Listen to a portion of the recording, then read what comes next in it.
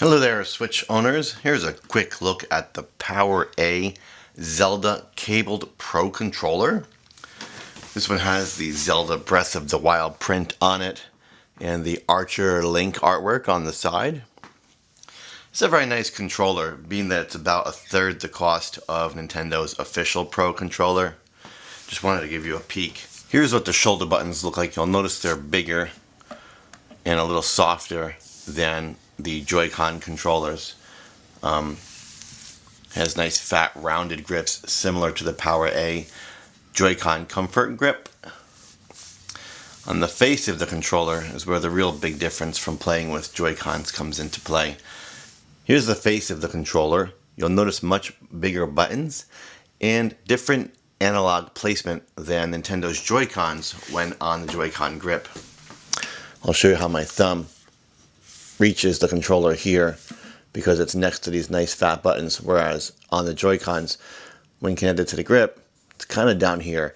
Let's have a look at the Joycons on the grip compared to the PowerA Pro controller. Alright, so here is the Nintendo Joycons attached to the PowerA Comfort Grip. And here is the PowerA Zelda themed Pro controller. You'll notice the different positioning of the analog compared to the Joycons, which present a very, very cramped grip that for me and my big giant man hands has caused some irritation in my thumb joint having to be in this position. Again, these controllers were meant for portable play, taking it with you, slapping it on the grip, and having a Pro type controller. They weren't really meant for long sessions of at-home use.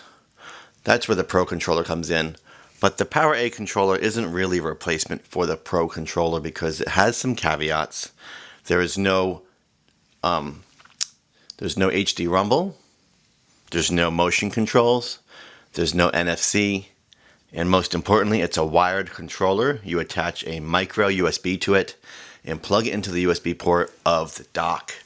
Yes, that means you can only use this controller in the dock. You cannot use it wirelessly in tabletop mode, where you can use both the Joy-Cons and Nintendo's Pro controller. So while Nintendo's Pro controller is still the best choice for your traditional controller with Nintendo Switch, the much lower cost PowerA Pro controller is not a bad option for a second player, or those of you who just want a break from the smaller Joy-Cons once in a while. So that's my thoughts on the PowerA Pro controller. Low cost, high quality controller that is not an exact or perfect replacement for your Nintendo Pro controller, but not a bad addition to your Switch either. As usual, my Pro controller is sitting on the best Switch stand on the market, the Moco aluminum Switch stand. Check out links for all these items in my description, and please use my Amazon link to buy stuff. Bye.